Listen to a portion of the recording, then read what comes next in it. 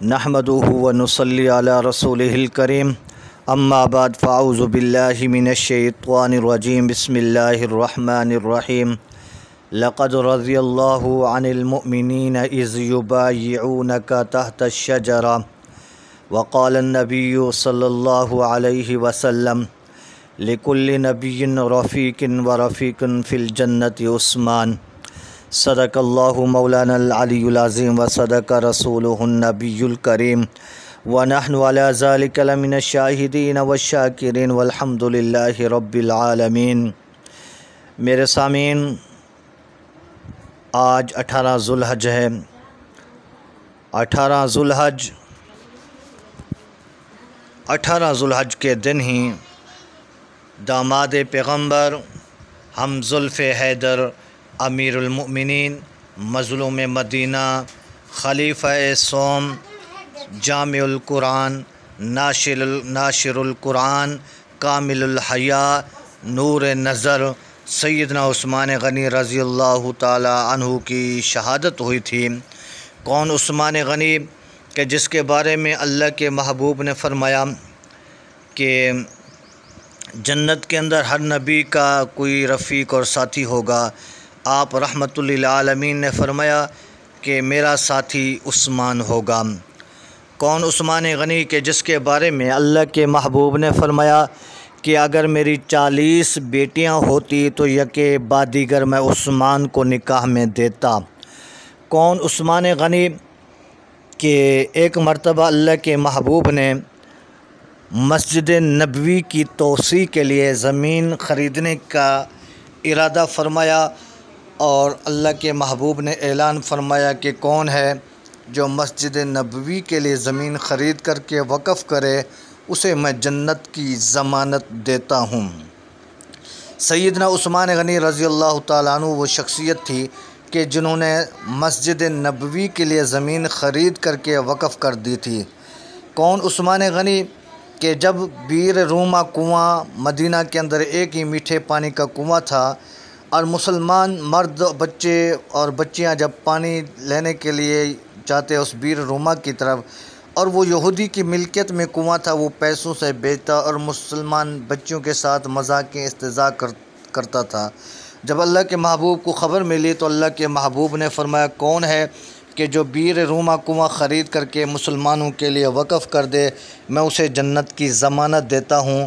سیدنا عثمان غنی رضی اللہ تعالیٰ عنہ کی شخصیت تھی کہ جس نے بیر روما کنواں خرید کر کے مسلمانوں کے لیے پانی کو وقف کر دیا۔ کون عثمان غنی جب ایک جہاد کا موقع آیا کہ اللہ کے محبوب کو سواری اور اس کے ساز و سامان کی ضرورت تھی، اللہ کے محبوب نے اعلان فرمایا تو سیدنا عثمان غنی رضی اللہ تعالیٰ عنہ 950 اونٹ 500 گھوڑا بمائے ساز و سامان کے اللہ کے محبوب کی خدمت میں پیش کیا اور ایک تھیلی اشرفیوں کی بھری ہوئی محبوب کی گود میں ڈالا۔ اللہ کے محبوب نے اس اشرفیوں کی تھیلی کو اپنے ہاتھوں میں لے کر کبھی ادھر کبھی ادھر اچھالتے ہوئے فرمایا کہ عثمان آج کے بعد تیرا کوئی عمل تجھے نقصان نہیں پہنچائے گا۔ سیدنا عثمان غنی رضی اللہ تعالیٰ عنہ کی جب خلافت آئی، حکومت آئی، خلیفہ بنے، اس کے بعد کچھ عرصے کے بعد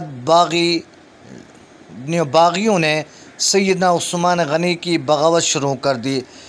باغی بغاوت کرتے کرتے حتیٰ کہ سیدنا عثمان غنی رضی اللہ تعالیٰ عنہ کے گھر کا گھیراؤ کر دیا، محاصرہ کر دیا۔ سیدنا عثمان غنی گھر میں بند ہو گئے۔ سیدنا عثمان غنی رضی اللہ تعالیٰ عنہ کو نہ مسجد نبوی میں نماز کے لیے آنے دیتے ہیں، نہ اسے پانی دیتے ہیں۔ 40 دن تک پیاسے اور بھوکے رہنے کے بعد 40 دن کے بعد ان باغیوں نے ظالموں نے سیدنا عثمان غنی کو شہید کیا۔ جب باغیوں نے سیدنا عثمان غنی رضی اللہ تعالیٰ عنہ کے گھر کا محاصرہ کیا تو حضرت علی شیر خدا نے اپنے بیٹے امام حسن حسین کو بطور چوکیدار، بطور محافظ، بطور گارڈ انہیں منتخب کر دیا۔ فرمایا حضرت علی شیر خدا نے اپنے بیٹے حسن اور حسین سے فرمایا اپنے چچے کے دروازے پر چوکیدار بن کے کھڑے ہو جاؤ، پہرے داری کرنی ہے، تمہارے چچے کو کوئی نقصان نہ پہنچائے۔